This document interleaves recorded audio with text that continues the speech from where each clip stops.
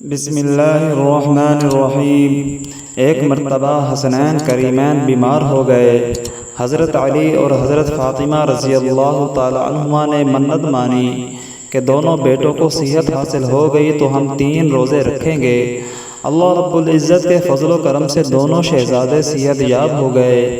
پہلے دن روزہ رکھا تو افطاری کے لیے حضرت فاطمہ نے کھانا تیار کیا۔ افطاری سے پہلے ایک مسکین نے دروازے پر دستک دی۔ انہوں نے اس مسکین کو اپنے اوپر ترجیح دی اور کھانا اٹھا کر اسے دے دیا اور خود پانی سے روزہ افطار کر لیا۔ رات بھی ایسے ہی گزر گئی۔ دوسرے دن پھر روزہ رکھ لیا۔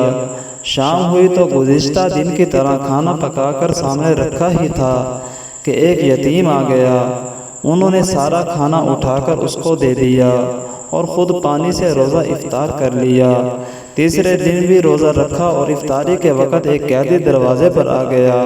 انہوں نے تیسرے دن بھی کھانا اٹھا کر قیدی کو دے دیا اور خود پانی سے روزہ افطار کر لیا۔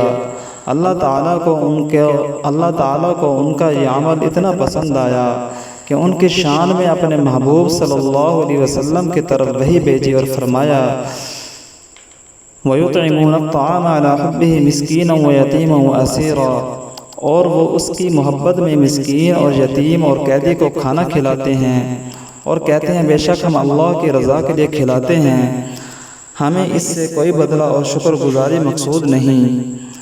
سبحان اللہ۔ انہوں نے اللہ رب العزت کی خوشنودی حاصل کرنے کے لیے 3 دن کے لیے بھوک برداشت کی تو اللہ تعالیٰ نے ان کا تذکرہ قرآن مجید میں فرما دیا۔